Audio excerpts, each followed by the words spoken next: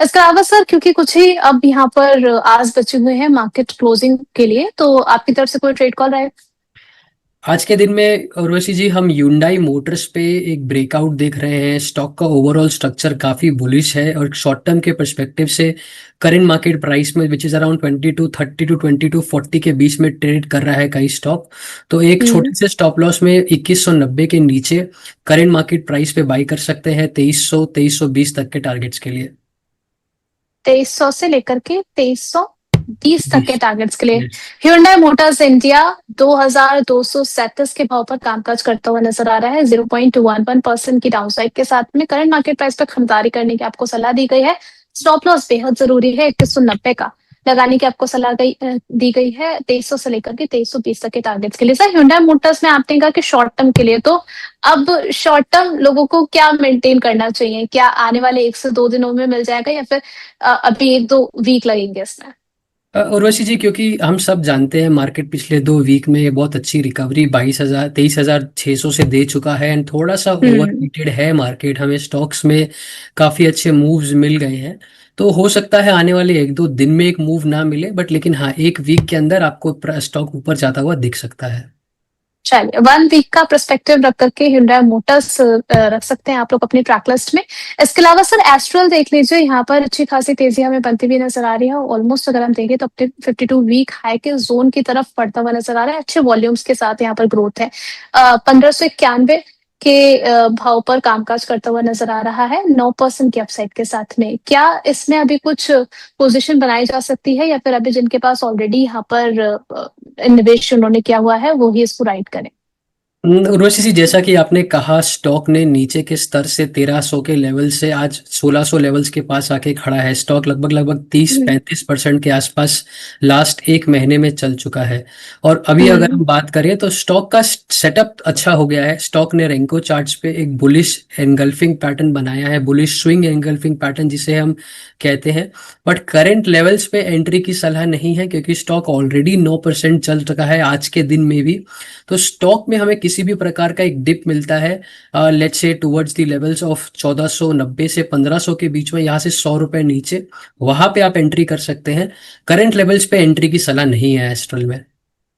ठीक है। इसके अलावा शारदा एनर्जी एंड मिनरल्स देख लीजिए सर, इसमें भी अच्छी खासी बाइंग के साथ हमें मूव देखने को मिला। भी 529 के लेवल्स पर चल रहा है, 8.13% के अपसाइड के साथ में। 542 का जो है इंट्राडे हाई लगाया था। और आपकी राय क्या रहेगी?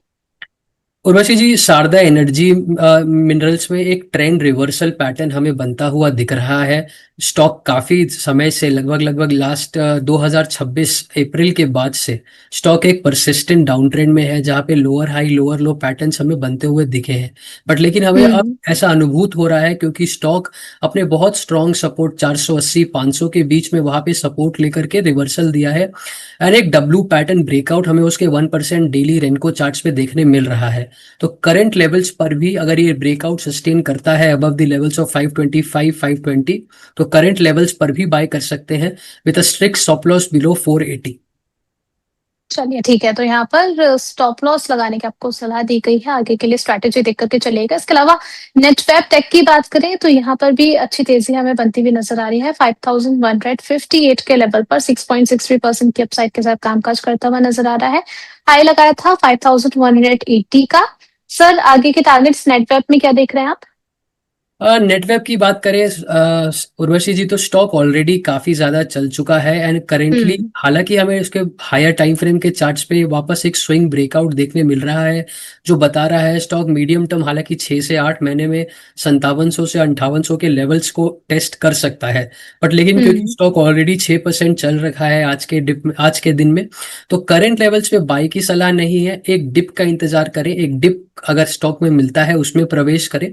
बट लेकिन व्यू स्ट्रांग है, आने वाले 6 से 8 महीने में स्टॉक 5700 से 5800 के लेवल्स को टेस्ट कर सकता है।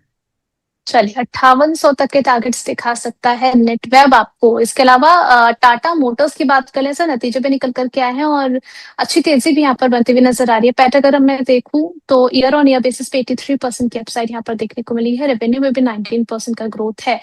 आपकी राय क्या रहेगी? क्योंकि इसमें कई सारी ब्रोकरेजेस भी बुलिश होते हुए नजर आ रही हैं। क्या आपके रडार पर टाटा मोटर्स है? Definitely Urvashi ji, I am sure आप टाटा मोटर्स कमर्शियल व्हीकल्स की बात कर रहे हैं जो आज तीन जी परसेंट सर। के आसपास तेज है। स्टॉक का जो ओवरऑल स्ट्रक्चर है वो काफी ज्यादा बुलिश होते हुए दिख रहा है। स्टॉक में एक मल्टी ब्रेक ब्रेकआउट, उसके बाद एक follow through one back bullish breakout उसके डेली 1% रेंको चार्ट्स पे हमें दिख रहा है। तो स्टॉक का ओवरऑल स्ट्रक्चर काफी बुलिश है, काफी ज्यादा प्रॉमिसिंग है। बट लेकिन क्योंकि आज स्टॉक 3% के आसपास चल चुका है और थोड़ा सा मार्केट हैवी वेट स्टॉक है, तो करंट लेवल्स पे बाई की सलाह नहीं है। अगर किसी भी प्रकार का एक डिप मिलता है, लेट्स से टुवर्ड्स 465 टू हम्म। 460, उस जोन्स में डेफिनेटली प्रवेश करें with a stop loss below 459 to 450। चलिए ठीक है, इसके अलावा भारतीय हेक्साकॉम देख लीजिए सर, इसमें भी आज अच्छी तेजी बनती हुई नजर आई। अगर हम देखें तो हाई लगाया 1614 का, उसके बाद कुछ हल्की प्रॉफिट बुकिंग यहाँ पर आती हुई नजर आ रही है। 1563 के लेवल्स पर कामकाज कर रहा है 5.22% के अपसाइड के साथ में। भारतीय हेक्साकॉम, क्या यहाँ पर करंट लेवल से कोई अपॉर्चुनिटी नजर आ रही है?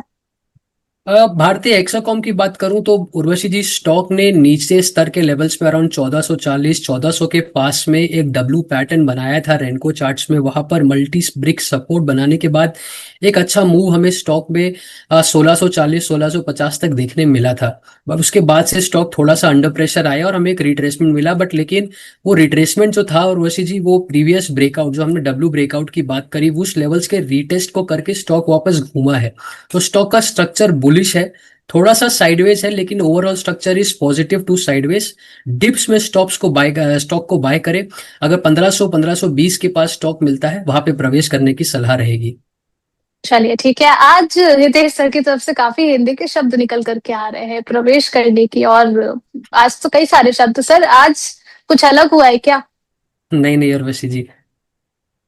चलिए ठीक है, मुझे लगा शायद आप कोई कविता वगैरह पढ़ करके आए हैं, क्योंकि उसमें इस तरीके के वर्ड्स का इस्तेमाल होता है, मैं भी पढ़ती रहती हूँ, तो थोड़ा बहुत रह जाता है मेरे भी जहन में। अच्छा, इसके अलावा सर आईएफसीआई देख लीजिए, यहाँ पर भी अगर हम देखें तो कुछ वॉल्यूम के साथ बाइंग देखने को मिल रही है। 76 के लेवल पर है, 4.61% के अपसाइड के साथ में। आईएफसीआई, क्या यहाँ पर एंट्री करनी चाहिए या फिर अभी वेट करें?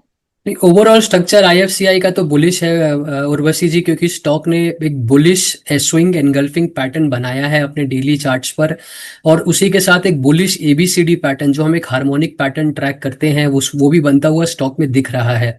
तो स्टॉक का ओवरऑल स्ट्रक्चर बुलिश है, बट लेकिन करेंटली स्टॉक अपने शॉर्ट टर्म में स्ट्रॉन्ग रेजिस्टेंस 77 से 78 के बीच में वहां पर खड़ा है। तो करंट लेवल्स पे अगेन बाय की सलाह नहीं बनेगी। अगर स्टॉक किसी भी प्रकार का एक डिप देता है towards the level of 73 to 74, वहां पे प्रवेश करें। एक स्ट्रिक्ट स्टॉप लॉस बिलो 72 रखकर स्टॉक में प्रवेश किया जा सकता है। चलिए ठीक है, इसके अलावा मेटल्स में आज हमें दबाव देखने को मिल रहा है सर, इस स्पेस पर आपकी राय? उर्वशी जी, मेटल स्पेस आप ऑलरेडी जानते हैं जो कि पिछले कुछ समय से स्टॉक थोड़ा सा, मतलब ब्रॉडर सेक्टर जो है वही अंडर प्रेशर रहा है। हमने ऊपर से जनवरी फरवरी के बाद से सभी मेटल स्टॉक्स में एक अच्छा खासा दबाव देखा है। तो कोई भी सेक्टर, कोई भी स्टॉक जब अंडर प्रेशर आता है, उसमें सेलिंग हमें देखने मिलती है, तो उसमें बॉटम बनना उतना ईजी नहीं होता है, क्योंकि ऊपर के लेवल्स पर आपको सेलिंग हमेशा देखने मिलती है। पर लेकिन अगर मैं मोटा मोटा बात करूं, ब्रॉडर स्ट्रक्चर की बात करूं, तो मेटल्स में मीडियम टर्म के व्यू से व्यू अच्छा हो गया है, एंड किसी भी प्रकार के डिप को आपको बाय करना चाहिए। एंड मेटल्स में लॉन्ग टर्म से भी ज्यादा 7 से 8 महीने का व्यू बना करके अगर कोई चलेगा, तो हमारा व्यू ये है जो कि उनको अच्छे पैसे बनते हुए दिख सकते हैं।